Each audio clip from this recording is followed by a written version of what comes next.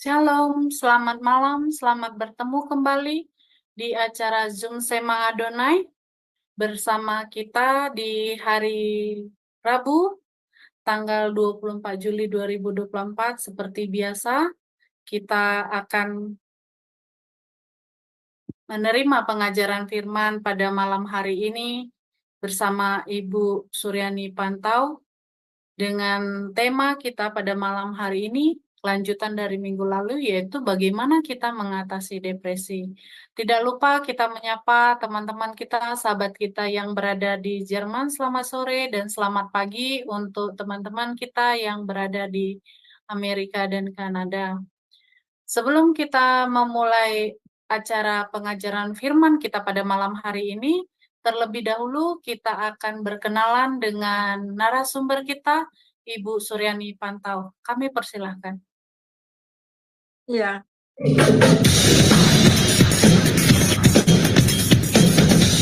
Shalom semua, pada kesempatan kali ini, Sema Adonai dengan bangga memperkenalkan pengajar kita, Ibu Suryani Watimena. Dan berikut adalah profil singkat dari beliau. Ibu Pendeta Dr. Suryani S. Watimena, MTH, lebih dikenal dengan nama Suryani Pantau.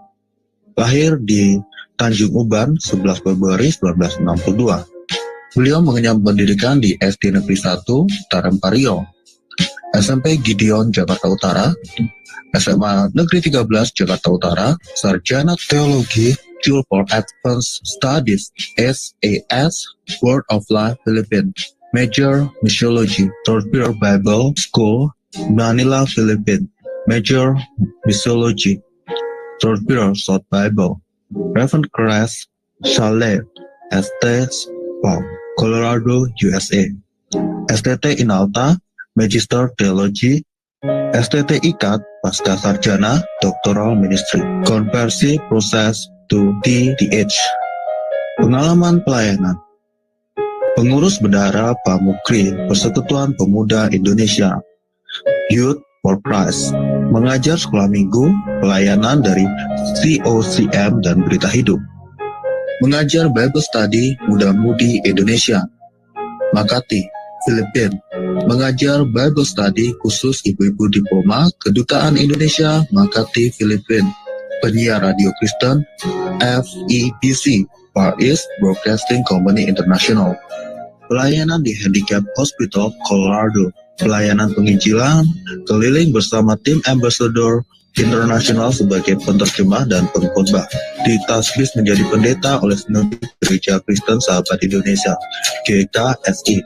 Sekarang jadi GSI, Gereja Sahabat di Indonesia.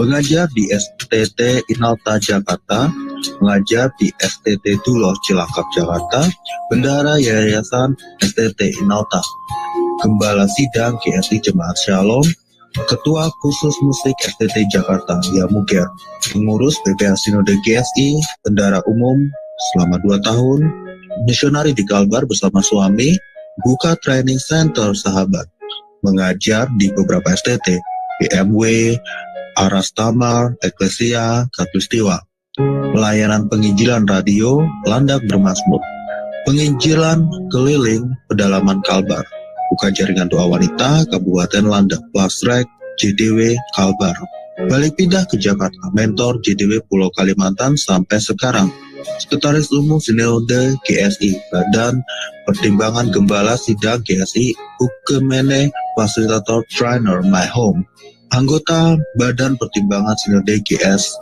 Gembala Sidang GSI Shalom, Wakil Gembala Gereja RCCG City of David, Jakarta, YouTuber anggota ASPI dengan nama channel Suryani Pantau. Dari Zoom Sema Adonai terus menyuarakan pengajaran firman Tuhan yang membangun iman. Para narasumber pengajar di Zoom Sema Adonai sangat kompeten dan profesional. Kami mengundang Anda bergabung bersama kami di Zoom Sema Adonai. Nah, demikianlah profil singkat dari narasumber kita, Ibu Suryani Pantau. Kita akan menyapa terlebih dahulu Ibu Suryani. Shalom Ibu, selamat malam, apa kabarnya? Baik. Oke, baik Ibu. Tambah segar Ibu. Selanjutnya kami serahkan waktu dan tempatnya Bu. Kita mulai dengan doa terlebih dahulu ya Bu. Berdoa ya. Bapa, kami menyerahkan jam firman Tuhan ini ke dalam tangan Tuhan. Kami minta Allah Roh Kudus menyingkapkan kebenaran-Mu, buat kami mengerti sehingga apapun yang kami dengar itu berasal daripada Tuhan, sehingga kami boleh diteguhkan dan kami terus dimerdekakan lewat kebenaran. Pakai hamba, urapi hamba dengan kuasa-Mu, supaya setiap kata kalimat yang keluar sesuai dengan kehendak-Mu. Ibu Catherine, bahkan semua yang bertugas di belakang layar, semuanya Tuhan urapi. Berfirmanlah Tuhan, kami siap dengar. Dalam nama Yesus, haleluya. Amin. Ya. Shalom saudara yang kekasih di dalam Tuhan Yesus. Ya, kita akan lanjut dengan tema pada hari ini mengatasi depresi ya. Minggu lalu kita sudah belajar kenalilah ya gejala depresi. Nah, saudaraku yang kekasih, kita akan baca firman Tuhan. Saya akan bacakan, sekalipun aku berjalan dalam lembah kekelaman, aku tidak takut bahaya. Sebab engkau besertaku, gadamu dan tongkatmu, itulah yang menghibur aku. Jadi ayat ini sangat populer ya. Ini adalah ayat yang ditulis oleh Raja Daud ya, yang mengatakan, sekalipun aku berjalan di lembah kekelaman, aku tidak takut bahaya. Sebab engkau besertaku, gadamu dan tongkatmu, itulah yang menghibur aku. Nah, saudara, kita belajar mengenai depresi. Nah, depresi itu berasal dari bahasa Latin yang kita ulang sedikit dari minggu lalu, yaitu deprimere. Jadi yang artinya tertekan ya. Slide yang berikutnya Bu, yang artinya tertekan atau pressed down. Jadi orang yang merasa tertekan. Nah, ini adalah respon emosional yang dipicu oleh keadaan masalah yang melampaui kestabilan mental seseorang. Jadi betul-betul masalah, persoalan yang dihadapi, keadaan itu melebihi daripada kekuatannya. Nah, depresi adalah penyakit mental ya, atau mood disorder, di mana seseorang mengalami hal yang tidak biasa, kesedihan yang terus-menerus, kekecewaan, kepahitan yang terus-menerus yang diakibatkan begitu banyak persoalan yang dia hadapi. Jadi ada orang mengatakan tidak ada kesehatan tanpa mental yang sehat. Ya. Kalau di Indonesia terkenal itu adalah di mana jiwa yang sehat terdapat jasmani yang sehat. Ya, saudara. Nah, sebab itu sangat penting bagi kita untuk mengenali gejala-gejala dan agar kita dapat mengatasinya. Dan minggu lalu juga kita sudah melihat, tetapi kita akan ulang sedikit. Yang pertama, gejala-gejalanya itu ketakutan, ya, kecewaan yang berkepanjangan. Jadi saudara, kita melihat ketakutan, kecemasan yang berkepanjangan. Semua orang itu punya rasa takut, tetapi kalau takut dan cemas itu berkepanjangan, saudara, itu bukan lagi emosional ya, tetapi itu juga ada spirit juga, roh takut yang masuk di dalamnya yang juga bisa menunggangi ya, saudara. Kemudian yang kedua itu menarik diri dari kumpulan-kumpulan dan kegiatan-kegiatan yang biasa dilakukan. Yang tadinya dia senang sekali melakukan hobinya, favoritnya ya, tetapi kemudian dia rasa sudah tidak senang lagi dan kemudian mulai menarik diri. Nah, ada perubahan yang ketiga itu ya, yang ketiga itu ada perubahan dalam perilaku. Ada perubahan dalam perilaku atau mood, jadi pemurung, pemarah, pendiam, malas. Salah satunya juga malas mandi ya. Kemudian mengalami perubahan pola makan. Jadi malas makan, tidak selera makan, bahkan ada juga yang makan berlebihan. Setiap kali dia stres, setiap dia dapat masalah, dia makan. Akhirnya menjadi kegemukan. Kemudian yang kelima, slide yang berikutnya, perubahan dalam pola tidur. Jadi sulit tidur, Tetapi ada juga yang tidur terus ya, tidur terus ya. Dengan tidur dia merasa semua persoalannya hilang. Dan kemudian badannya merasa sakit-sakit dan tidak tahu penyebabnya apa. Kemudian ada yang rasa mau bunuh diri, saudara. Dalam beberapa kasus yang kita dengar, ada orang yang memang akhirnya bunuh diri, ada yang gantung diri, ada yang loncat dari ketinggian, ada yang minum racun, dan beberapa masalah yang dihadapi ya, yang mencoba untuk bunuh diri, saudara. Saya punya teman beberapa ya 10 tahun yang lalu, karena dia merasa depresi yang sangat luar biasa, jadi dia minum obat sebanyak-banyaknya. Tetapi kemudian Tuhan berkehendak yang lain ya. Kemudian dia masih hidup dan puji Tuhan sekarang menjadi hamba Tuhan. Itu karena mengalami depresi yang sangat luar biasa. Nah, saudara, kita melihat itu juga bahwa ada merasa diri rendah, rasa tidak layak. Tadinya sangat antusias, sangat semangat luar biasa. Tiba-tiba jadi mengkeret orang itu ya, tidak merasa tidak layak, tidak berharga. Kemudian konsentrasinya juga turun atau pelupa. Kemudian juga kulit gatal-gatal kena penyakit kulit. Nah, kita melihat saudara bahwa slide yang berikutnya, depresi bisa dialami oleh siapa saja. Tidak pandang bulu apakah dia itu orang awam atau hamba Tuhan. Tidak pandang bulu, saudara. Alkitab tegas mengatakan bahwa beberapa hamba Tuhan yang sangat luar biasa juga mengalami depresi. Ya, contohnya itu adalah Daud ya. Kita sudah saya ulang sedikit ya, seperti Daud ya. Alkitab mencatat ada beberapa kali dalam kehidupannya dia mengalami depresi, saudara. Saat anaknya Absalom ingin mengkudeta dia dan ingin merebut kerajaannya dengan melawan dia, saudara, dan dia juga mengalami sangat sulit sekali. Dia tidak mau makan, tidak mau minum, dan mengalami masa depresi. Kemudian kita melihat saat orang-orang Amalek ya.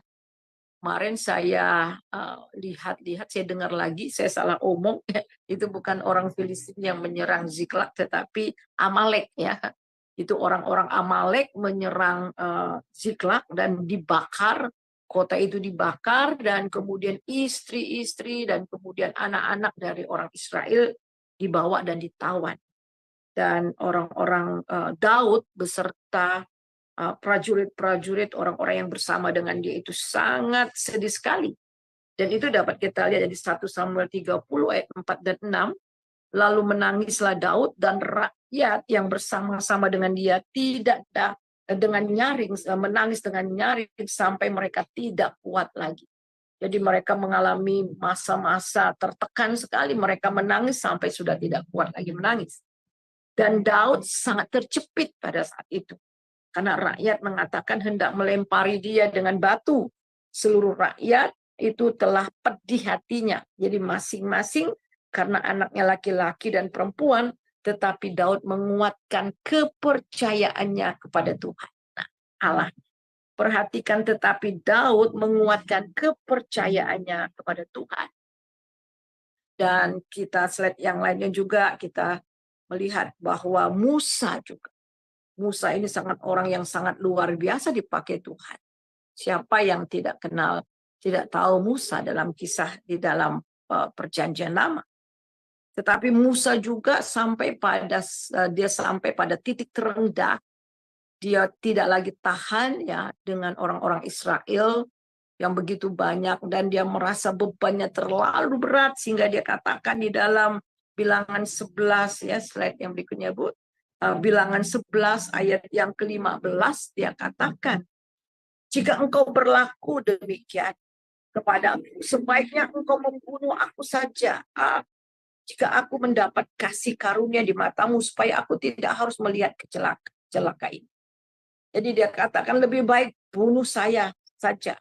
Dan begitu juga dengan Elia, saudara. Ya, Elia, dan di dalam kita baca di dalam 1 Raja-Raja 19 ayat 4. Tetapi ia sendiri masuk ke padang gurun sehari perjalanan jauhnya, lalu duduk di bawah sebuah pohon arar. Kemudian ia ingin mati, kata, cukuplah ini. Sekarang ya Tuhan, ambillah nyawaku, sebab aku ini tidak lebih baik daripada nenek moyang. Nah, saudara, dari ketiga hamba Tuhan yang kita kenal ini yang sangat luar biasa.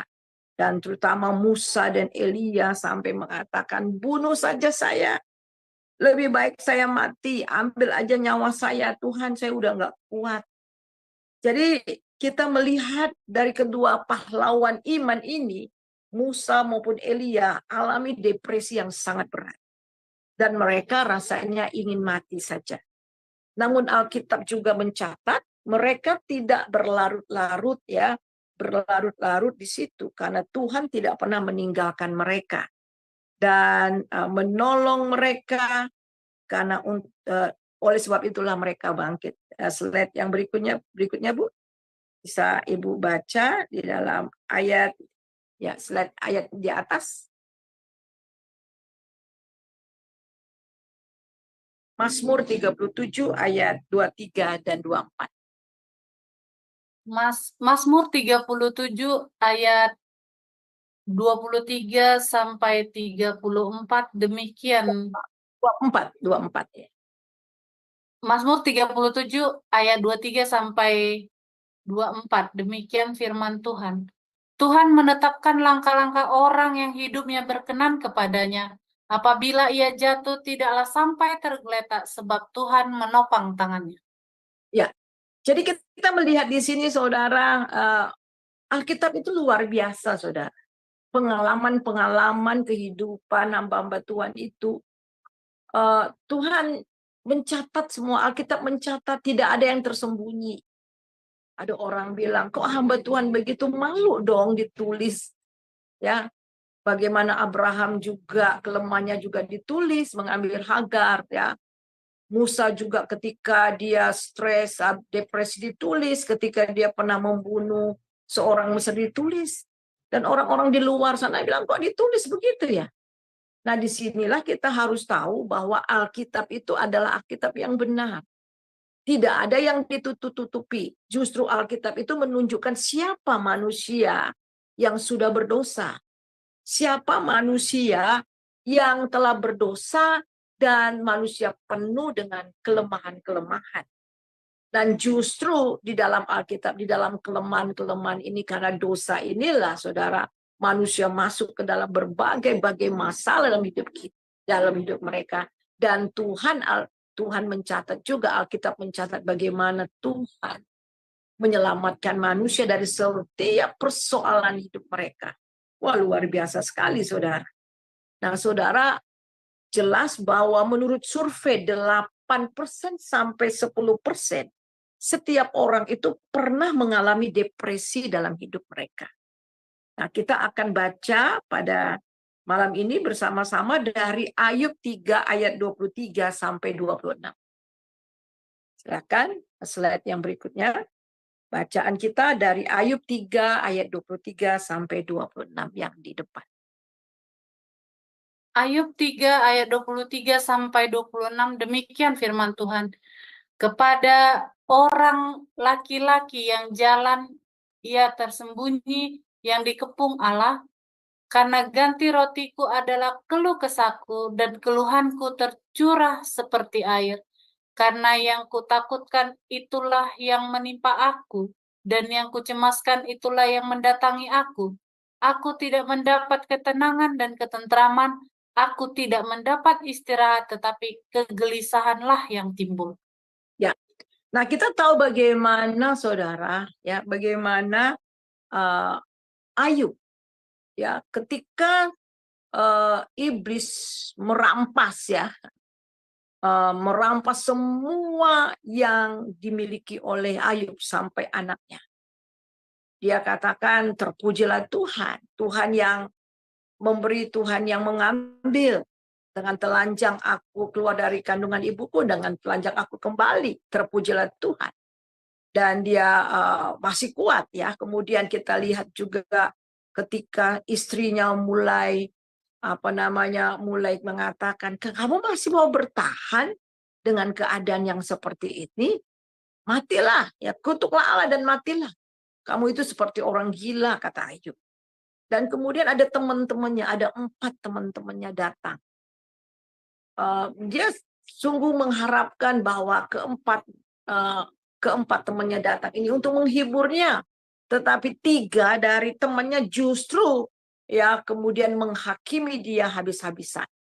Nah, saudara, dia juga akhirnya mengalami masa-masa depresi yang sangat luar biasa, ya, tekanan yang sangat luar biasa. Dia sudah kehilangan segalanya.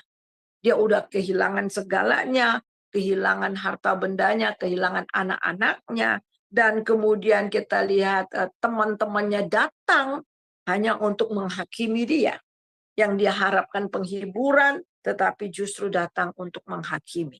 Tetapi kita melihat lewat semua ini, saudara, dia katakan apa? Lewat masalah yang berat yang dia sudah mengalami, stres dan depresi ini, dia katakan, dulu aku hanya kenal Tuhan dari kata orang, tetapi mataku sendiri yang melihat. Sekarang aku mengenal dia, ya, mataku sendiri telah melihat dia. Wow, luar biasa. Jadi Tuhan izinkan masa-masa sulit dalam kehidupan kita supaya kita belajar bahwa Dia tidak pernah meninggalkan kita. Nah, saudara yang kekasih, kita harus tahu banyak orang, yang slide yang berikutnya, Bu. Jadi banyak orang, saudara, yang salah mengerti, ya. Banyak orang yang salah mengerti mengenai depresi, ya. Banyak orang yang salah mengerti mengenai depresi dan sering dipandang negatif, ya. Jadi kalau ada orang yang depresi, yang mengalami stres, nggak punya iman kamu, ya. Kamu nggak punya iman, kamu kurang kuat, ya. Jadi bahkan kadang-kadang di orang Kristen sendiri menghina ataupun merendahkan orang yang sedang mengalami depresi, seakan-akan orang itu adalah orang yang nggak punya iman, kurang teguh dan sebagainya.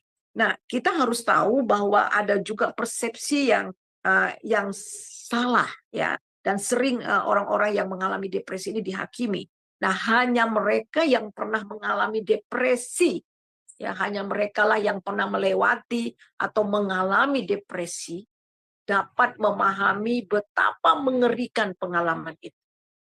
Ya, kita melihat bagaimana ekspresi daripada Ayub, ya, di malam hari dia memimpi mimpi yang buruk, ya, kapankah pagi itu akan datang. Jadi betul-betul, saudara, mengalami hal-hal yang sangat mengerikan sekali. Hanya orang-orang yang pernah mengalami yang dapat mengerti akan orang yang seperti ini. Nah, kemudian mencari kesembuhan itu mungkin, tapi memang makan waktu, saudara. Dan orang-orang yang membantu mereka yang depresi ini memang makan waktu. Saya pernah melayani waktu saya ada di Kalimantan, ya, dan itu berbulan-bulan, bahkan bisa setahun lebih, ya, saudara. Jadi saya harus datang ke rumahnya, konseling, datang ke rumah saya, ya. Dan itu memang sudah depresinya sangat dalam sekali, ya, saudara. Tetapi puji nama Tuhan, ya, selain kita konseling dan kita juga bawa ke psikiater dan doa dan sebagainya, ya, puji Tuhan, ibu ini kemudian sembuh, ya, saudara. Nah, kita melihat di sini bahwa ini membutuhkan pertolongan. Bagi kita yang melayani orang-orang yang depresi ini perlu banyak kesabaran dan juga waktu, ya, waktu. Nah, sebagian orang akan memberi nasihat yang salah, tidak pas, karena mereka tidak begitu memahami depresi itu, ya. Nah, karena itu sangat penting untuk mengerti konsep yang salah, ya, konsep yang salah tentang depresi, sehingga kita dapat menolong mereka yang sedang depresi. Mari kita akan melihat miskonsep, ya, jadi konsep yang salah dengan realitas yang ada. Mari kita melihat slide yang berikutnya. Yang pertama itu adalah miskonsep depresi tidak nyata. Ada orang mengatakan bahwa depresi itu tidak nyata. Itu tidak nyata, itu hanya hanya halusinasi dan sebagainya. Ketika orang-orang itu mengalami ya kadang-kadang sampai nangis, berteriak dan sebagainya ya saudara ya. Nah, saudara harus tahu, kita harus tahu bahwa depresi itu realitasnya depresi itu nyata. Ini adalah penyakit yang berpengaruh pada fungsi kemampuan otak. Sebagaimana itu seharusnya ya, fungsi otaknya bermasalah ya. Jadi karena stres yang ini betul-betul karena ketidakmampuan menampung masalah yang begitu berat. Jadi depresi ini memang ada dan nyata, bukan tidak nyata.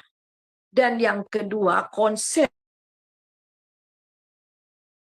depresi yang depresi adalah orang yang gagal percaya kepada Allah. Jadi ada orang mengatakan depresi itu dosa. Ya, dan orang yang depresi itu adalah orang yang gagal atau orang yang tidak percaya kepada Allah. Nah, realitasnya depresi adalah penyakit mental, bukan dosa. Jadi disinilah kita harus tahu bahwa kita ini hanyalah bejana tanah liat. Kita ini adalah bejana tanah liat. Yang namanya bejana itu saudara, itu sangat rapuh ya. Kita rapuh dalam segala. Kata Paulus ya saudara, ini hanya keluar ini dalam ayat ya. Kita akan lihat kata Paulus saudara di dalam 2 Korintus pasal yang keempat. 2 Korintus pasal yang keempat, ayat yang ke-7 dia katakan.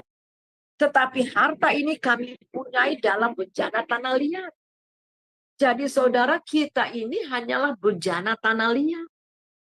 Tanah liat itu seperti vas kembang ataupun tempayan. Kalau kita banting pasti pecah. Jadi sangat rawan, sangat riski sekali ya. Pecah, hancur. Akan tetapi di sisi supaya nyata bahwa kekuatan yang melimpah-limpah, jadi kekuatan yang melimpah-limpah itu berasal dari Allah, bukan dari diri kami sendiri. Saudara, ketika suami saya meninggal ya, ketika suami saya meninggal dan saya pikir saya kuat gitu. Ketika ada teman-teman saya yang suaminya meninggal dan mereka terpuruk sekali gitu ya. Saya dalam hati saya, aduh ini orang ini punya Tuhan nggak sih? Saya menghakimi seperti itu. Kok seperti hilang harap ya, seperti itu ya. Dan ternyata saudara, ketika suami saya meninggal, saudara, aduh di situ saya bisa merasakan benar-benar saya itu saya tahu akan Tuhan gitu loh ya. Bukan saya menyangkal Tuhan atau apa, tapi kesedihan saya yang sangat luar biasa. Jadi memang waktu zaman dulu kan masih jarang di tempat rumah duka ya, jadi banyak di rumah. Jadi di rumah, ketika saya sadar malam-malam ya, tengah malam, saya sadar suami saya kemudian sudah nggak ada. Saya keluar dari kamar, kemudian saya ke ruang tamu karena saya memang sudah kelelahan ya, ketiduran.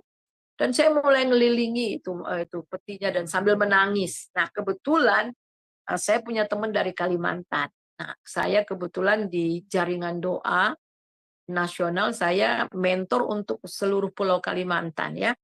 Untuk seluruh Pulau Kalimantan, jadi saya mentor jaringan doa wanitanya, dan salah satu teman saya dari jaringan doa wanita dari Kalbar, nah itu datang. Jadi datang ketika dia dengar saya nangis, dia turun ya, dia nginep di rumah saya, dia nginep di atas, saya di bawah.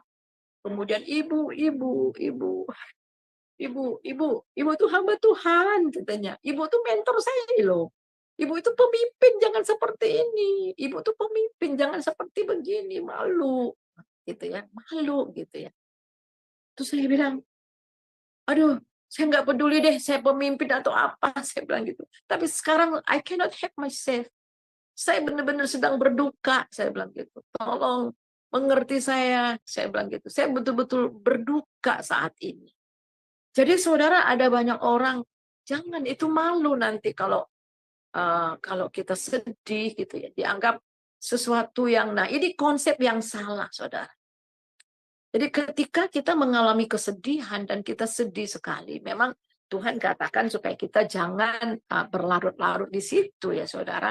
Tetapi satu hal yang kita harus tahu bahwa Tuhan itu mengerti apa yang kita alami. Jadi sangat beda, ada teman saya dari Amerika, kemudian telepon. Bilang, Yani, katanya, bilang, Pastor Suryani katanya, don't believe if somebody said that if you grieve, that mean that you are not spiritual. No, it's not like that. Katanya.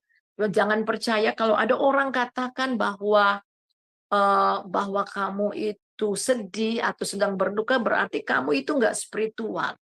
Kamu itu nggak kuat dalam iman. Itu bukan. Memang itu yang memang kamu harus lewati sampai betul-betul kamu itu bebas. Dan saudara, berapa lama saya tidak bisa berdoa berbulan-bulan. Saya hanya telungkup, saudara. Saya hanya telungkup dan kemudian saya bilang, Jesus, Father. Habis itu saya nggak bisa kata-kata lagi. Ya, saya nggak bisa lagi berkata-kata. Ya, tapi puji Tuhan, ya keluarga saya sangat mengerti akan hal itu ya saudara. Jadi kita melihat di sini bahwa itu depresi, stres, orang yang berduka itu ya saudara, itu memang karena kehilangan, salah satu karena kehilangan orang dikasihi dan sebagainya. Jadi itu bisa terjadi kepada siapa saja. Jadi itu bukan berarti bahwa mereka itu tidak percaya kepada Tuhan, ya. Dan kemudian yang ketiga, miskonsep, depresi akan lenyap jika kita berdoa dengan keras dan jika kita cukup beriman. Nah, saudara, nggak semudah itu. Karena apa, saudara? Kita harus tahu, dan saya sering mengajarkan bahwa kita itu terdiri dari 3 bagian. Kita terdiri dari 3 bagian, yaitu roh, kemudian jiwa, dan tubuh. Roh itu penurut, tetapi daging lemah. Nah, roh itu, saudara, roh itu adalah bagian atas dari kita. Ya, pneuma itu adalah bagian atas, ruah itu bagian atas dari kita, menengadah ke atas, sehingga kita dapat menerima wahyu atau menerima orang-orang nabi-nabi bisa menerima wahyu, pernyataan-pernyataan Allah, kita bisa komunikasi dengan Allah. Nah, kemudian ada jiwa. Nah, jiwa itu adalah bagian kita yang atas melihat ke bawah, hal-hal yang jasmani.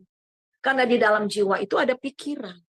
Di dalam jiwa itu ada perasaan dan kehendak. Nah, ini dia.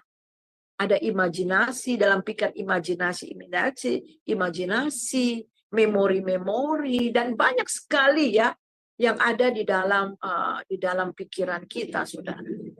Ketika kita percaya, roh kita langsung mengalami pembaruan. Tetapi jiwa kita itu diproses. Nah, diproses. Jadi ketika seseorang itu mengalami depresi, yang bermasalah itu adalah di jiwanya, ya, di jiwanya itu ya, saudara. Nah, kita melihat di sini bahwa depresi tidak semudah begitu. Jadi memang ada proses ya, proses sampai betul-betul orang itu akhirnya mengalami kesembuhan ya. Nah, kemudian realitasnya depresi adalah penyakit yang serius, yang biasanya butuh doa plus treatment ya. Jadi juga saudara, butuh doa, tetapi juga butuh treatment ya. Jadi Tuhan memberikan dokter, ahli kesehatan mental, dan juga hamba-hamba Tuhan yang mengerti untuk menolong mereka yang sedang mengalami depresi. Jadi kita melihat di sini, saya menemukan banyak ya orang yang tadinya depresi dan akhirnya bangkit. Justru mereka menjadi berkat bagi orang-orang yang mengalami hal-hal yang pernah mereka alami ya. Nah, kemudian kita lihat di sini Yang keempat, ya keempat, slide yang berikutnya Bu. Yang keempat ini miskonsep depresi adalah hukuman dari Allah. Jika engkau depresi berarti engkau tidak mengakui dosamu. Nah ini yang dialami oleh Ayub, saudara.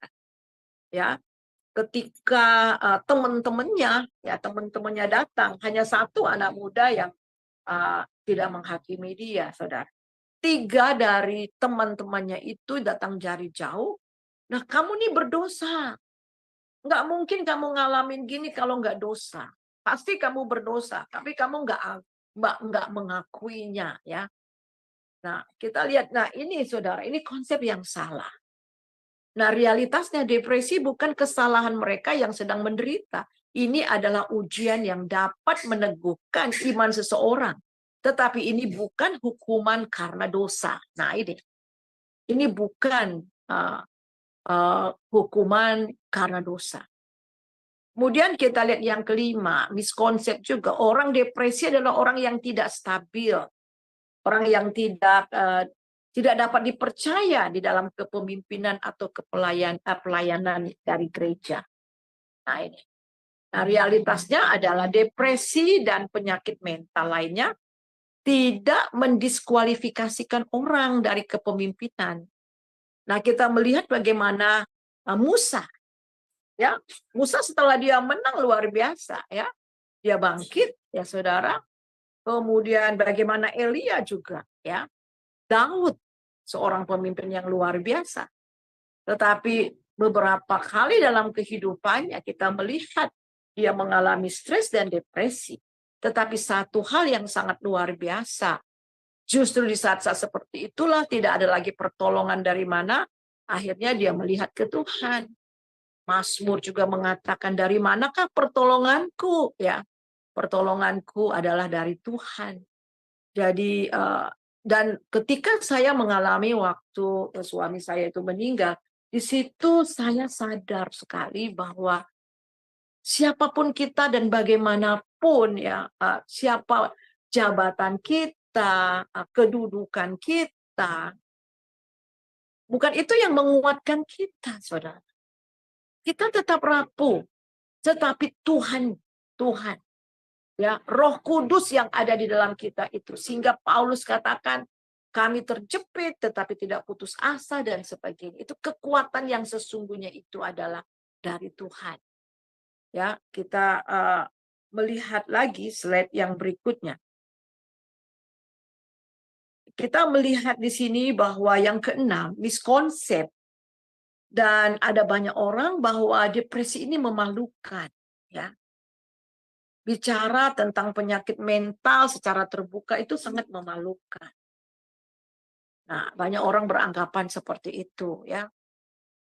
Realitasnya anggota gereja dapat mendiskusikan masalah iman mereka dan mendiskusikan masalah mereka, iman mereka. Jadi untuk itulah tubuh Kristus. Untuk itulah tubuh Kristus di mana kita saling mendukung, saling menasihati, mendiskusikan, tempat curhat, ya. Tempat kita bisa curhat kepada teman-teman, ke Tuhan dan kepada teman-teman. Membutuhkan teman-teman yang betul-betul support kita. Mendiskusikan itu, ya, biasanya kalau ada komsel, ya. Komsel, ibadah-ibadah di mana setelah firman Tuhan, sharing sama lain. Dan saling menguatkan dan saling juga memberikan masukan-masukan. Nah, ini juga penting, saudara. Yang ketujuh, miskonsep adalah Anda bisa selalu dapat lihat jika seorang depresi, ya, dari penampilan luarnya atau tindakan. Nah, banyak orang berpikir, orang itu depresi tuh mungkin kita lihat dari penampilan luar. Realitasnya, Anda tidak dapat katakan seseorang depresi hanya lihat dari penampilan luar atau perilakunya. Kenyataannya, beberapa orang depresi sangat ahli menyembunyikan kondisinya. Di mana kita tidak pernah tahu. Ada banyak orang ahli di dalam menyembunyikan, padahal itu sedang depresi, ya. Tahu-tahu tiba-tiba dia bunuh diri, ya, atau dia melakukan hal yang di luar dari dugaan kita. Loh, kan dia rajin sekali. Kok dia kelihatannya bagus banget? Kok bisa bunuh diri ya? Kok bisa melakukan seperti hal yang fatal ini? Nah, itu. Karena memang pandai untuk menutupi. Nah, sekarang mari kita melihat cara menolong yang depresi. Bagaimana? Nah, ada beberapa tips atau beberapa hal untuk dapat menolong bagi Anda yang sedang alami depresi atau saudara tahu seseorang yang sedang mengalami depresi. Mari kita melihat dari slide yang berikutnya. Kita lihat slide yang berikutnya. Ada yang pertama, Tuhan sangat peduli. Dia peduli, dia mengerti persoalan yang kita alami, ya. Saudara, dia peduli, dia mengerti. Wow, sangat luar biasa. Tuhan yang kita miliki, yang kita percaya, yaitu Tuhan Yesus. Dia adalah firman menjadi manusia. Kenapa dia harus menjadi manusia? Supaya dia juga dapat merasakan semua kelemahan-kelemahan yang dialami oleh manusia. Apa yang enggak dialami? Ketika saudara tertekan, dia pernah alami itu. Ketika saudara dihianati, dia pernah alami itu. Ketika saudara mengalami fitnah, dia juga pernah alami. Bahkan apa yang dia alami tidak sebanding dengan apa yang kita alami. Jadi dia mengerti, dia menjadi imam besar yang tahu akan kelemahan-kelemahan kita. Minta Ibu Catherine baca di atas. Ibrani 4 ayat 15. Ibrani 4 ayat 15, demikian firman Tuhan. Sebab imam besar yang kita punya bukanlah imam besar yang tidak dapat turut merasakan kelemahan-kelemahan kita. Sebaliknya, sama dengan kita, ia telah dicobai, hanya tidak berbuat dosa. Iya, saudara. Sebab imam besar yang kita punya bukanlah imam besar yang tidak turut merasakan kelemahan-kelemahan kita. Dia merasakan. Dia mengerti, dia merasakan karena dia telah alami, dia telah dicobai di sini. Sebaliknya sama dengan kita telah dicobai, hanya tidak berbuat dosa.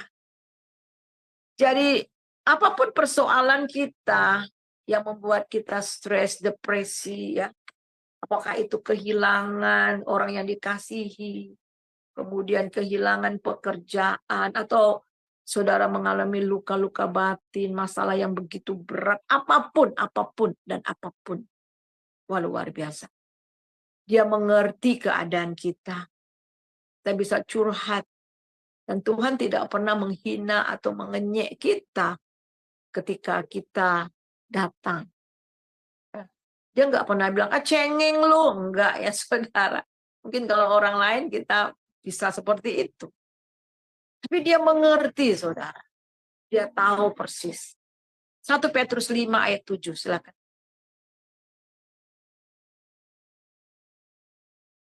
1 Petrus 5 ayat 7, demikian firman Tuhan. Serahkanlah segala kekhawatiranmu kepadanya, sebab ia yang memelihara kamu. Iya. Jadi serahkanlah segala kekhawatiranmu kepadanya, sebab ia yang memelihara kamu. Serahkan semuanya. Karena Tuhan sangat peduli. Ya.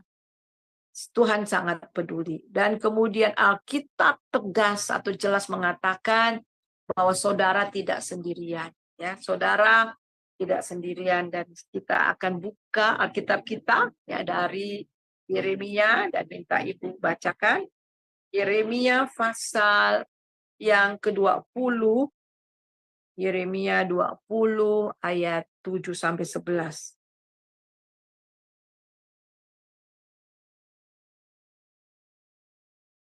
Kita lihat Yeremia 20 ayat 7 sampai Yeremia 20 ayat 7-11 demikian firman Tuhan. Engkau telah membujuk aku ya Tuhan, dan aku telah membiarkan diriku dibujuk. Engkau terlalu kuat bagiku, dan engkau menundukkan aku. Aku telah menjadi tertawan sepanjang hari. Semuanya mereka mengolok-olok aku. Sebab setiap kali aku berbicara terpaksa aku berteriak, terpaksa berseru kelaliman, aniaya. Sebab firman Tuhan telah menjadi celah dan cemooh bagiku sepanjang hari. Tetapi apabila aku berpikir, aku tidak mau mengingat dia dan tidak mau mengucap firman lagi demi namanya, maka dalam hatiku ada sesuatu yang seperti api yang menyala-nyala terkurung dalam tulang-tulangku. Aku berlelah-lelah untuk menahannya, tetapi aku tidak sanggup. Aku telah mendengar bisikan banyak orang, kegentaran datang dari segala jurusan. Adukanlah dia, kita mau mengadukan dia. Semua orang sahabat karibku mengintai apakah aku tersandung jatuh. Barangkali ia membiarkan dirinya dibujuk, sehingga kita dapat mengalahkan dia dan dapat melakukan pembalasan kita terhadap dia. Tetapi Tuhan menyertai aku seperti pahlawan yang gagah. Sebab itu orang-orang yang mengejar aku akan tersandung jatuh dan mereka tidak dapat berbuat apa-apa. Mereka akan menjadi malu sekali sebab mereka tidak berhasil. Suatu noda yang selama-lamanya tidak terlupakan. Iya. Nah, saudara, kita melihat di sini Yeremia juga mengalami stres juga ya, saudara, bahkan depresi. Oleh sebab itu, tetapi dia bangkit dari. Makanya ada apa namanya, ratapan. Kitab ratapan ditulis oleh Yeremia. Jika dia mengalami kemenangan atas semua penderitaan yang dialami oleh karena beban yang begitu berat karena dia melayani Tuhan. Ya, karena dia melayani Tuhan, karena dia sebagai nabi harus memberitakan kebenaran, dan orang-orang Israel berusaha untuk membunuh dia, mengolok-olok dia, ya, sampai dia katakan di dalam ayat yang ke-9, tetapi apabila aku berpikir, aku tidak mau mengingat dia, mengingat Tuhan maksudnya, dan tidak mau mengucapkan firman demi namanya. Sampai dia bilang, udah nggak mau lagi deh, capek. Ya, itu dia alami. Karena justru dia memberikan berita kebenaran, dia dianiaya. Sampai dia bilang, aku tidak mau lagi. Semua seorang, dan kemudian dia katakan, ayat yang ke-9, maka dalam hatiku ada sesuatu seperti api yang menyala-nyala terkurung dalam tulang-tulangku. Aku berlelah-lelah untuk menahannya, tetapi aku tidak sanggup. Ada sesuatu di dalam hatinya, walaupun dia pengen rasanya give up, tetapi ada sesuatu yang ada di dalam dirinya. Aku telah mendengar bisikan banyak orang, kegentaran datang dari segala jurusan. Adukanlah dia, kita mau mengadukan dia. Semua orang sahabat karibku mengintai apakah aku tersandung jatuh. Sahabat-sahabat karibnya juga, saudara, menginginkan kejatuhannya. Barangkali ia membiarkan dirinya dibujuk sehingga dia dapat mengalahkan dia dan dapat melakukan pembalasan terhadap dia. Nah, kita melihat ayat yang ke-11, tetapi Tuhan menyertai aku seperti pahlawan yang gagah. Sebab itu orang-orang yang mengejar aku akan tersandung jatuh dan mereka tidak dapat berbuat apa-apa. Mereka akan menjadi malu sekali sebab mereka tidak berhasil. Suatu noda selama-lamanya tidak terlupakan. Nah, ini ya saudara, bagaimana kemenangan akhirnya didapati. Kita coba baca, Bu, 1 Raja-Raja 9 ayat 4 dan 1 Raja-Raja 19 ayat 4, dan ini mengenai itu ya, Elia. Mazmur aja, Bu. Mazmur 42 ayat 9. Mazmur 42 ayat 9, demikian firman Tuhan. Aku berkata kepada Allah gunung batuku, mengapa engkau melupakan aku? Mengapa aku harus hidup berkabung di bawah impitan musuh? Nah, ini ya, jadi kita melihat, saudara, bagaimana orang-orang yang di dalam Tuhan mengalami, ya, dan curhat kepada Tuhan. Tuhan, kita bisa mencurahkan isi hati kita kepada Tuhan. Dan Allah mengasihi yang setia. Allah mengasihi dan setia. Jadi tidak tergantung akan keadaan kita. Jadi kasih Allah, kesetiaan Allah, itu tidak tergantung dari kondisi kita. His love is unconditional love. Ya. Jadi tidak tergantung akan situasi kita. Kasihnya kepada kita, itu ya saudara, tergantung pada karakternya sendiri. Karena dia sendiri. Karunia dan kebaikannya sendiri. Ya. Bukan tergantung, mungkin ada orang banyak bilang gini, jangan begitu dong, nanti Tuhan tidak suka dengan kita. Salah itu saudara. Ya kalau kita berbuat dosa, ya kalau kita berbuat dosa, kalau kita jelas-jelas tidak turut kehendak Tuhan, ya jelas Tuhan tidak suka ya. Tapi dalam keadaan di mana kita mengalami masa-masa sulit, dan dia tidak akan membiarkan kita ketika kita sedang bergumul di masa-masa kesukaran. Tuhan peduli. Kita melihat ratapan. Nah, ratapan ini dari ya Yeremia yang berkata, ya ratapan 3 ayat 21 dan 23. Ratapan 3 ayat 21 sampai 23. Demikian firman Tuhan. Tetapi hal-hal inilah yang kuperhatikan, oleh sebab itu aku akan berharap. Tak berkesudahan kasih setia Tuhan, tak habis-habisnya rahmat-Nya. Selalu baru setiap pagi, besar kesetiaan. Selalu baru setiap Pagi. Ya. Jadi saudara, kita melihat di sini di dalam ayat yang kita baca. Tolong Bu sekali lagi Bu, sorry. Ratapan 3 ayat 21 sampai 23. Tetapi hal-hal inilah yang kuperhatikan, oleh sebab itu aku akan berharap. Tak berkesudahan kasih setia Tuhan, tak habis-habisnya rahmat-Nya. Selalu baru tiap pagi, besar kesetiaan. Jadi ketika kita mengalami depresi, kita mengalami kesulitan, ingat ayat ini. Kasih Tuhan tidak pernah basi, saudara. Kasih Tuhan selalu baru setiap hari. Wow, luar biasa. Selalu baru setiap hari. Ketika kita bangun tidur, kasihnya kepada kita baru. Ketika kita bangun tidur lagi, kasihnya selalu baru. Ini yang kita harus ingat. Di dalam Roma juga. Roma pasal, kita lihat dalam Roma pasal yang ketiga Bu, ayat 37 sampai 39. Roma berapa Bu? Roma pasal 8. Ayat 37 sampai 39.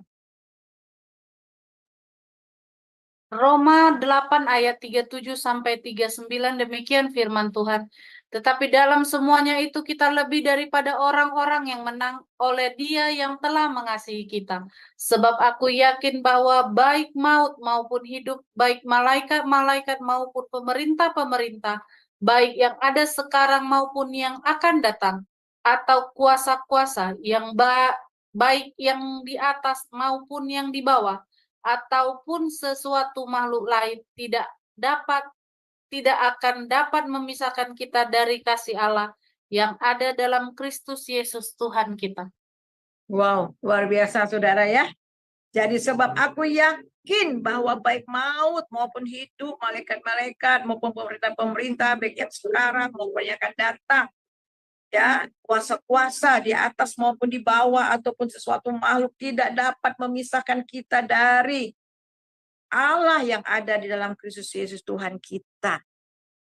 Bahkan ayat 35, siapakah yang dapat memisahkan kita dari kasih Allah? Penindasan, kesesakan, penganiayaan, kelaparan, ketelanjangan, atau bahaya pedang. Nggak ada, saudara.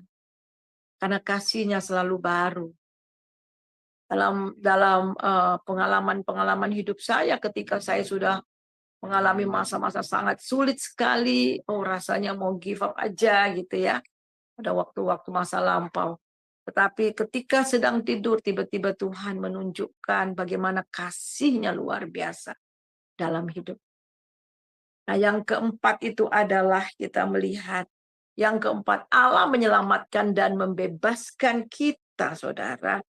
Ya, Allah menyelamatkan dan membebaskan kita, ya, membebaskan kita dari semua persoalan yang kita hadapi. Wow, luar biasa. Dia telah menyelamatkan kita dari dosa. Dia bukan hanya menyelamatkan kita dari dosa, tetapi menyelamatkan kita juga dari lumpur dosa, ya, dari keterikatan, dari hal-hal yang tidak mungkin kita dapat lakukan, tetapi Tuhan lakukan. Kita lihat yang berikutnya itu adalah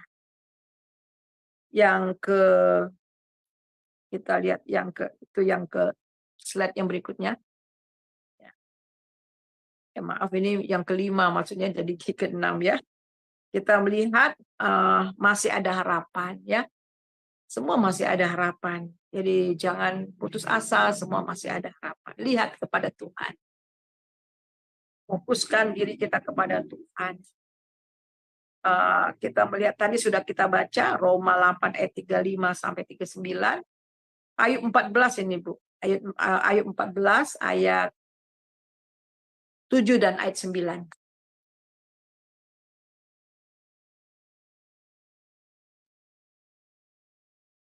Ayub 14 ayat 7 sampai 9, demikian firman Tuhan.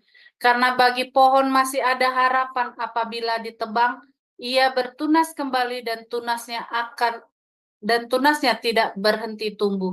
Apabila akarnya menjadi tua di dalam tanah dan tunggulnya mati di dalam debu, maka bersemilah ia setelah diciumnya air dan dikeluarkannya lah ranting seperti semai.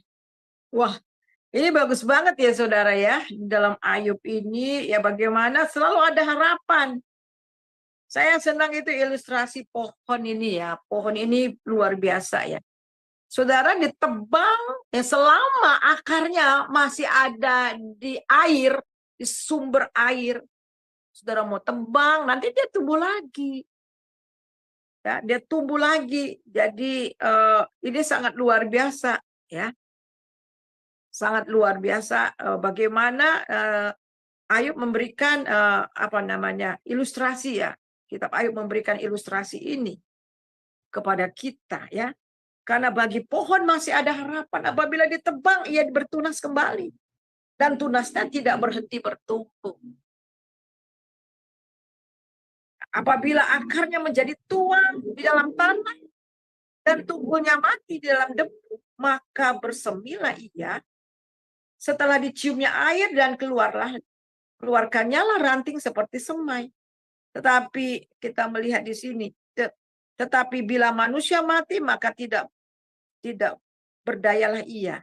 Bila orang binasa, di manakah dia? Nah, kita melihat di sini bahwa selama kita masih tinggal pada sumber itu, sumber kehidupan, selama kita masih tetap ada hubungan dengan Tuhan, menjalin terus ada hubungan dengan Tuhan, masih ada sumber, dan Tuhan Yesus adalah sumber kehidupan itu, kita tidak akan pernah layu. Makanya di dalam Mazmur 1 ayat yang ketiga juga ya. Pohon yang ditanam di tepi aliran air, dia akan berbuah dan pohonnya tidak akan layu dan berbuah pada musimnya, saudara. Jadi kita lihat di dalam bagian yang berikutnya yang ke-6 yaitu saya itu bukan 7-6 ya. Kita dapat menemukan kekuatan dengan bersandar dan pada persekutuan ya. Kita nggak usah baca, jadi Roma 15 ayat 1. Sahabat dan keluarga dapat menolong Anda dengan berdoa dan menopang. Nah, bagi kita sebagai tubuh Kristus, jika ada teman-teman yang mengalami depresi, stres, ini peran kita untuk dapat mengasihi, menyatakan kasih kita kepada mereka dan juga membawa mereka ya dengan kasih, dengan support kita, ya orang itu bisa bangkit. Tidak dosa jika kita cari pertolongan ke dokter atau ketika kita mengalami stres ya sebagai orang Kristen, ataupun mencari hamba Tuhan ya, minta konseling ya, didoakan karena kita butuh mengeluarkan apa yang ada di isi hati kita. Kemudian yang berikutnya yang sangat penting, jangan izinkan apapun yang membuat kita terpisah dari Allah. Jangan izinkan. Ingat, pohon itu selama masih akarnya, masih ada di sumber air itu, dia akan tetap bertunas kembali. Mengapa sampai orang bunuh diri? Kenapa? Karena mereka sudah tidak lagi bersandar kepada Tuhan.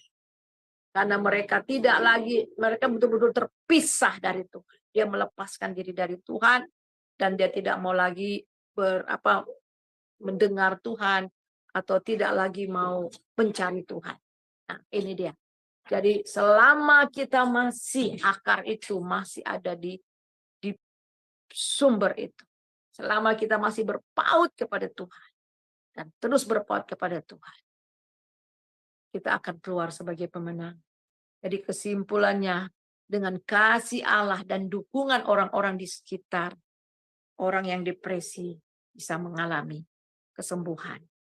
Ini kebenaran firman Tuhan. Lagu yang sangat luar biasa, saya senang sekali.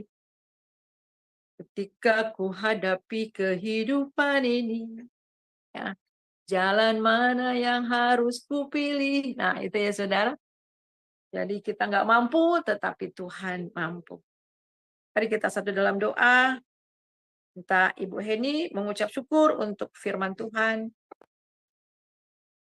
Mari kita satukan hati dalam doa. Maha besar Engkau Bapa yang kami sembah di dalam nama Tuhan Yesus. Terima kasih untuk malam hari ini Bapa, waktu Indonesia, Ibu Suryani memaparkan pengajaran yang penting bagi kami ya Bapa. Bapa, begitu banyak hal yang harus kami periksa, introspeksi atas diri kami. Apa kami ini ada tergolong di dalam depresi ya Bapak. Oleh sebab itu ya Bapak, bantu kami oleh pertolongan Roh Kudus Tuhan. Apabila ada hal-hal yang kami tidak ingat Tuhan, tolong Bapak, karena kami tidak mau terikat sehingga menghalangi pertumbuhan kekristenan kami. Sehingga kekristenan kami tidak mendapatkan kehidupan. Seperti apa yang dijelaskan oleh Ibu Suryani, kami mau berakar di dalam Engkau, di dalam kebenaran firman-Mu. Kami mau makan kebenaran firman-Mu, sehingga ada kehidupan roh di dalam kehidupan kami. Bapak Surgawi, kami percaya ya Bapak, Engkau tidak meninggalkan kami, Engkau tidak membiarkan kami. Orang yang berharap dan bersandar kepadamu Tuhan, Engkau peduli. Oleh sebab itu Bapak, kami berseru Tuhan, jangan tinggalkan kami ya Bapak. Pegang kami kuat-kuat Tuhan. Arahkan kami ya Bapak. Apabila kami berkeras hati, apabila kami tidak menjadi penurut akan kebenaran firman-Mu, Tuhan, sehingga kami tidak tersesat.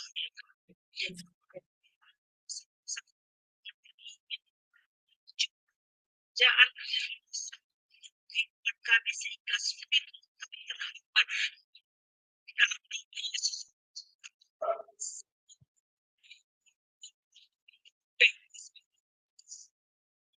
Terima kasih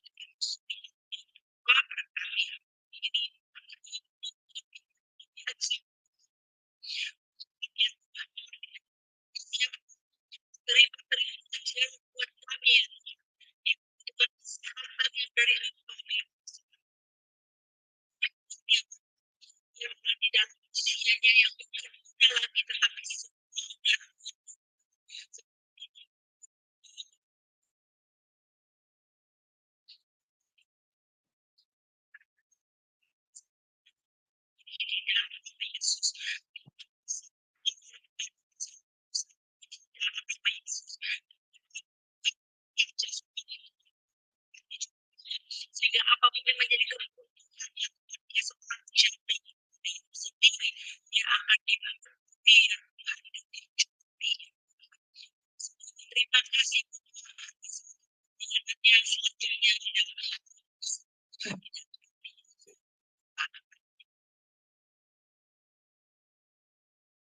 Amin. Amin. Terima kasih Bu Heni, terima kasih buat Bu Suryani atas Ya. pemaparan kita bagaimana kita mengatasi depresi. Sebelum kita membuka sesi tanya jawab ataupun sharing pengalaman buat teman-teman yang ada di Zoom ataupun teman-teman yang ada di live streaming, kami akan mempersilakan buat teman-teman nanti dengan raise hand terlebih dahulu agar operator kami dapat membuka mic-nya. Tapi sebelumnya kita dengarkan dulu acara dari Sema Adonai ke depannya, kami persilahkan. Ya, baik, terima kasih Ibu Christine. Baik, Bapak Ibu sekalian, saya akan membacakan acara-acara Sema Adonai ke depannya ya. Baik, dimulai dengan besok, Bapak Ibu, hari Kamis 25 Juli 2024, di jam 21:10 waktu Indonesia Barat, di Sema Adonai akan kembali ada kelas pembelajaran firman. Dan kita akan belajar tentang materi konseling ya Bapak Ibu, dengan tema mengenal kata biasa. Dan yang menjadi narasumbernya untuk kelas hari Kamis ini seperti biasa adalah Ibu Evangelis Desi Tansil MTH. Dan moderatornya adalah Ibu Aling, saya sendiri. Kemudian di hari Jumat, di tanggal 26 Juli 2024, di pukul 17.00 waktu Indonesia Barat sampai dengan 18.30 waktu Indonesia Barat, di Sema Adonai sudah ada kembali kelas pembelajaran firman ya Bapak Ibu, dan kita akan belajar tentang materi aspek kehidupan dengan temanya adalah deret prestasi Salomo. Dan yang menjadi narasumbernya seperti biasa adalah Ibu Grace Sumilat SMG yang merupakan founder Jenius Secara Alkitab dan moderatornya adalah Ibu Ingrid. Selanjutnya masih di hari yang sama ya Bapak Ibu, di jam 19.00 waktu Indonesia Barat, di Sema Adonai kembali ada kelas pelajaran firman. Dan kali ini kita belajar tentang tema karya roh dalam kehidupan orang percaya. Dan ini sudah masuk pada sesi yang keempat ya Bapak Ibu. Dan untuk kelas hari Jumat ini di pukul 7 ini, seperti biasa narasumbernya adalah Pak Pendeta Daniel Palungan dan moderatornya adalah Pak Sam Siagian. Selanjutnya masih di hari yang sama, di hari Jumat, dan ini di jam 21.00 waktu Indonesia Barat, ini adalah kelas pembelajaran firman yang terakhir di Sema Adonai. Dan ini kita belajar tentang materi buku Sejarah Penebusan seri yang ke-6 ya Bapak Ibu. Dan ini sudah masuk pada sesi yang ke-9 dengan tema tugas imam besar. Dan seperti biasa untuk kelas sejarah penebusan yang menjadi narasumbernya adalah Pak Pendeta Dr. Yudi Lengkong MTH dan moderatornya adalah Ibu Heni. Selanjutnya ini adalah renungan pagi Sema Adonai ya Bapak Ibu, diadakan setiap hari mulai dari hari Senin sampai dengan Sabtu, dimulai dari jam 5.30 pagi dan dilayani oleh hamba-hamba Tuhan yang sangat memberkati. Jadi Bapak Ibu sekalian untuk renungan pagi Sema Adonai, kemudian renungan pagi dari Bapak Gembala kami sendiri, yaitu Pak Pendeta Daniel Palungan, yang diadakan setiap hari Jumat 1 kali dalam seminggu, dan juga ibadah online Sema Adonai hanya Bapak Ibu dapat ikuti lewat channel Cahaya Firman. Jadi tidak di-live-kan di channel-channel lain ya Bapak Ibu.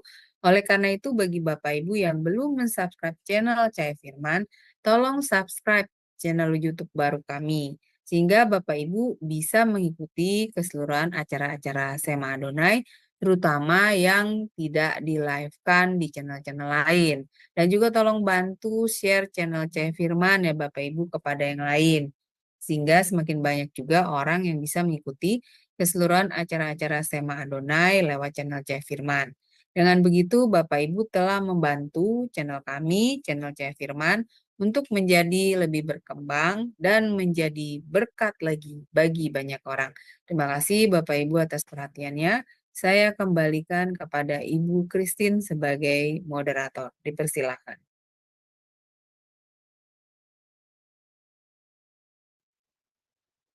Terima kasih buat Bu Aling. Selanjutnya kita membuka sesi tanya jawab dan juga sharing pengalaman mana atau teman-teman ada pengalamannya masing-masing boleh kita sharing. Kami persilahkan buat teman-teman yang pernah mengalami depresi dan bagaimana mengatasi depresinya. kami persilakan. Bu Aling, kami persilakan Bu Aling. Iya, baik. Terima kasih Ibu Christine. Ya, shalom, selamat malam Ibu Suryani.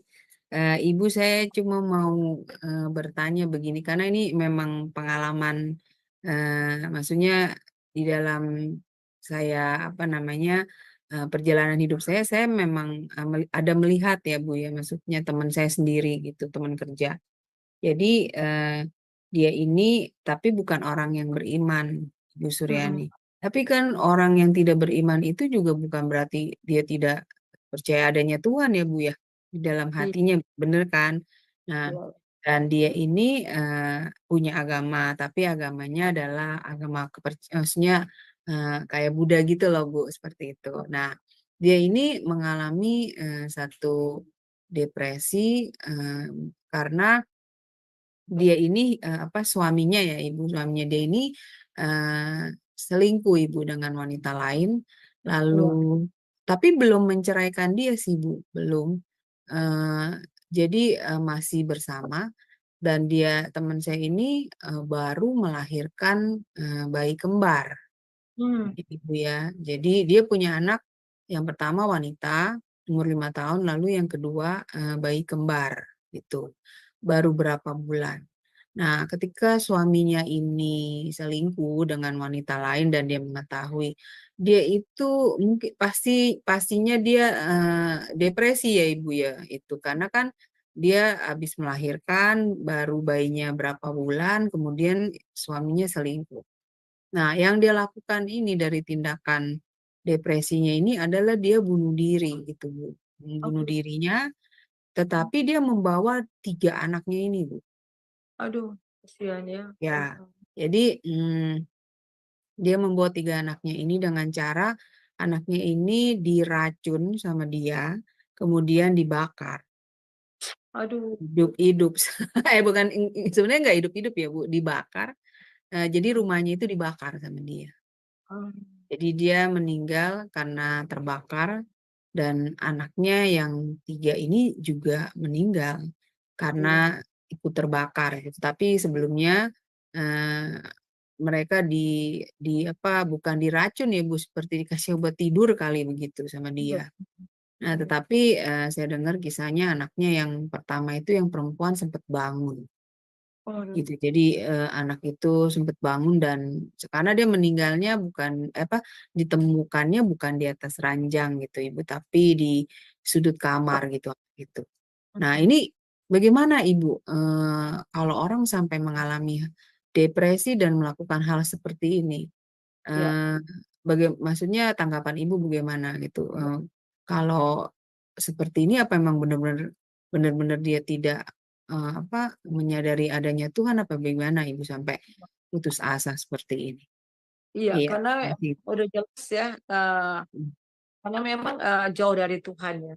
Jadi tidak memang kita tahu bahwa dengan percaya kepada Kristus kita berada di dalam yang benar kan. Alkitab mengatakan gitu. Memang satu-satunya jawaban yang ya kepada Tuhan kita Yesus Kristus ya, saudara. Kita coba buka di dalam 1 Yohanes pasal 5 ayat yang ke-20. Iya. Satu, Sebentar ya Ibu. ya, Saya 5 buka ayat dulu. 1 Yohanes 20. ya. 1 Yohanes pasal 5 Yohanes, ayat 20 ya. ya. Bentar Ibu, saya buka dulu. 1 Yohanes pasal 5 ayat 20. Demikian, 1 Yohanes pasal 5 ayat 20. Demikianlah firman Tuhan. Akan tetapi kita tahu bahwa anak Allah telah datang dan telah mengaruniakan pengertian kepada kita, supaya kita mengenal yang benar dan kita ada di dalam yang benar, di dalam anaknya Yesus Kristus. Dia adalah Allah yang benar dan hidup yang kekal. Amin. Ya. Jadi dengan berada di dalam, dengan percaya Yesus, Tuhan memberikan pengertian kepada kita supaya kita mengenal Allah yang benar, dan kita ada di dalam yang benar. Ya, luar biasa ya. Kita Amin. ada di dalam yang benar, di dalam anaknya Yesus Kristus. Dia adalah Allah yang benar. Jadi itu. Jadi jadi memang dia belum betul-betul mengenal Tuhan. Orang yang sudah mengenal, orang yang sudah lahir baru ya Bu, orang yang lahir baru yang sudah ada Roh Kudus di dalam hatinya, itu depresi bagaimanapun, tapi ada apa ya?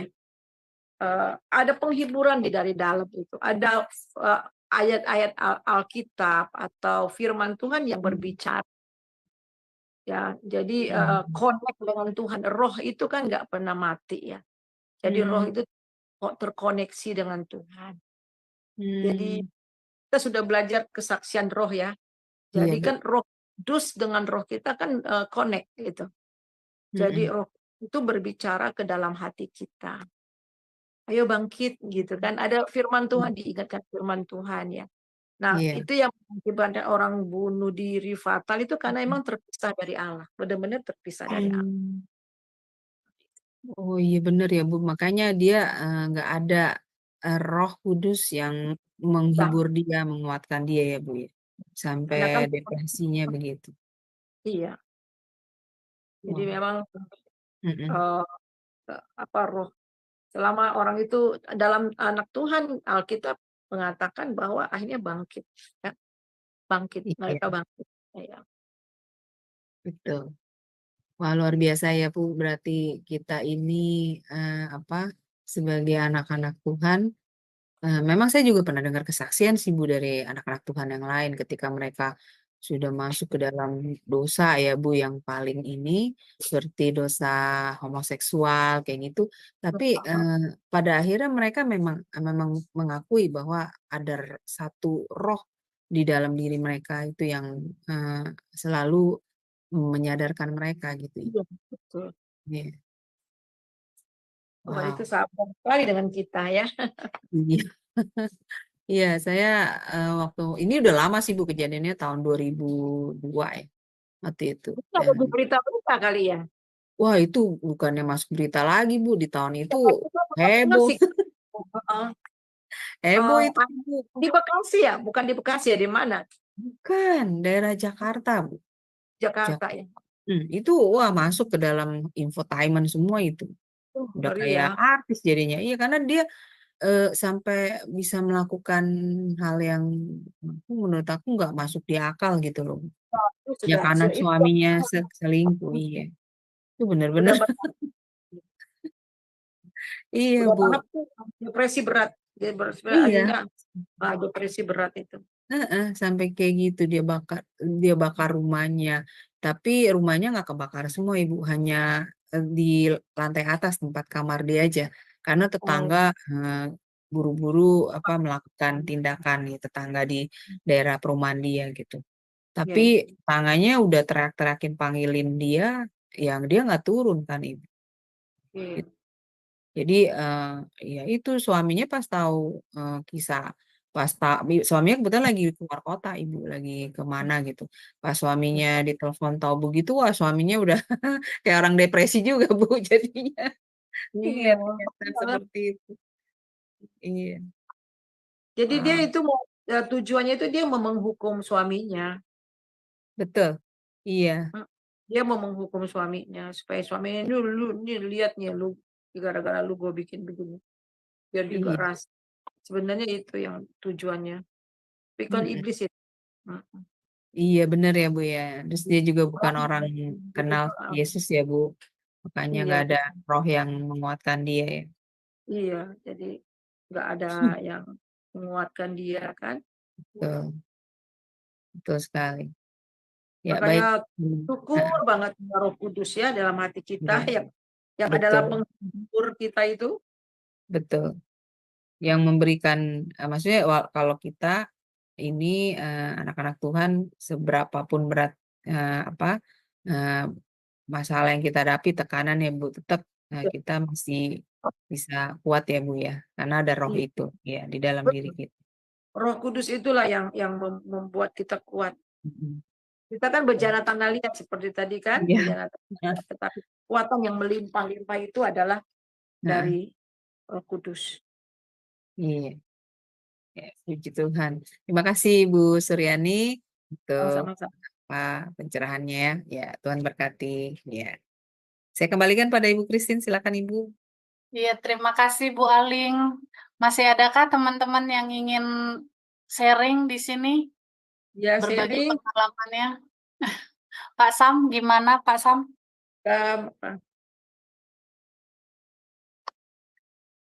Punya pengalamannya ke Pak Sam? Atau ada yang ingin ditanyakan?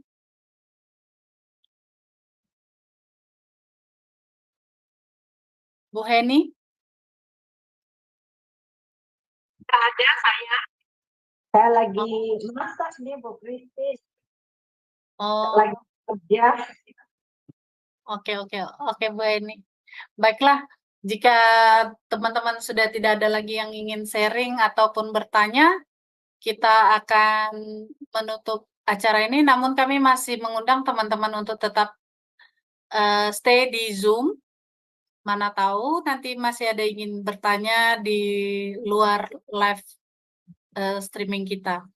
Iya. Sebelumnya itu kita meminta kepada Ibu Suryani untuk memberikan satu closing statement dan menutupnya dalam doa penutup. Kami persilakan Bu. Ya, saudara yang kekasih Tuhan itu dahsyat ya. Kita memiliki Allah yang luar biasa. Dia turun ke dunia.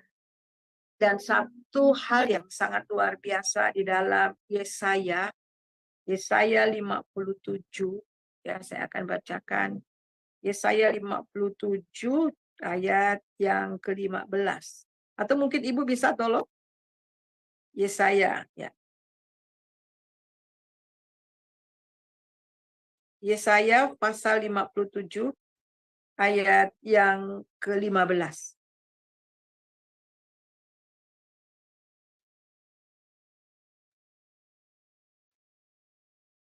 Ya, oke. Kalau belum dapat saya baca dulu ya. Ya, 57 ayat 15 demikian bunyinya. Ya, saya bacakan Bu. Ya, boleh. Yesaya 57 ayat ke-15, demikian firman Tuhan, sebab beginilah firman yang maha tinggi dan yang maha mulia, yang bersemayam untuk selamanya, yang maha kudus namanya.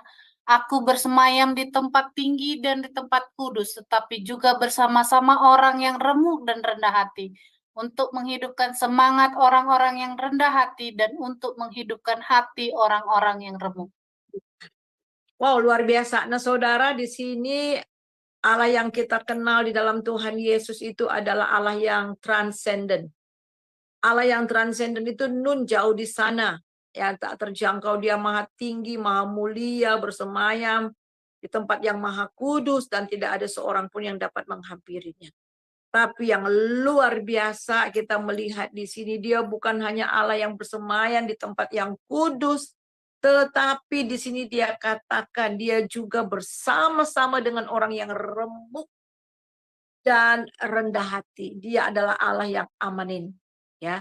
Amanin artinya dia yang hidup di tengah-tengah kita, yang hidup bersama-sama dengan kita, yang dekat dengan kita. Untuk apa, saudara? Allah yang dahsyat, yang tinggi, yang luar biasa itu, namun dia juga tinggal di dalam kita. Dia juga bersama-sama dengan kita, dengan orang yang remuk hati, ya, orang yang rendah hati. Untuk menghidupkan apa? Perhatikan di sini, garis bawahi. Untuk menghidupkan semangat orang yang rendah hati dan menghidupkan hati orang-orang yang remuk, ya. Jadi menghidupkan berarti saudara itu berarti sudah mati, ya, sudah mati suri mungkin, ya, sudah nggak ada semangat, sudah tidak ada lagi harapan, tetapi dia memberikan semangat bagi orang-orang yang rendah hati dan menghidupkan hati orang-orang yang remuk. Kalau ada di antara saudara yang saat ini sedang mengalami, ketika saudara tahu ada gejala-gejala yang kita sudah baca, yang kita sudah pelajari, segeralah datang kepada Tuhan dan segeralah cari pertolongan pertama kepada Tuhan. Dan saudara butuh seseorang untuk curhat, silakan cari hamba Tuhan atau siapapun yang dapat mendoakan saudara, ya. Jadi masih ada harapan. Jadi tetap semangat dan melihat kepada Tuhan, karena pertolongan kita hanya datang daripadanya. Mari kita satu hati kita terima berkat yang damai, sejahtera, sukacita yang melimpah-limpah dari Bapa di dalam Tuhan Yesus Kristus, serta persekutuan yang manis dalam Roh Kudus, senantiasa menyertai saudara mulai hari ini sampai malam. Diberkatilah engkau, diberkatilah rumahmu, diberkatilah orang yang keluar masuk rumahmu.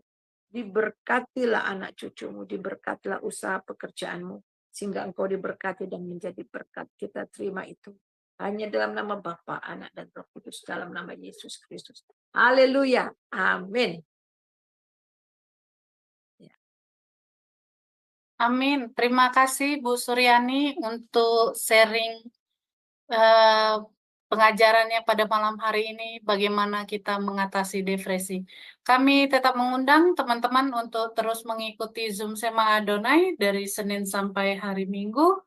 Ada banyak pengajaran di dalamnya, dan juga terus subscribe dan ikuti pengajaran dari channel YouTube Cahaya Firman. Sampai ketemu lagi esok hari. Tuhan Yesus memberkati. Shalom, shalom, shalom.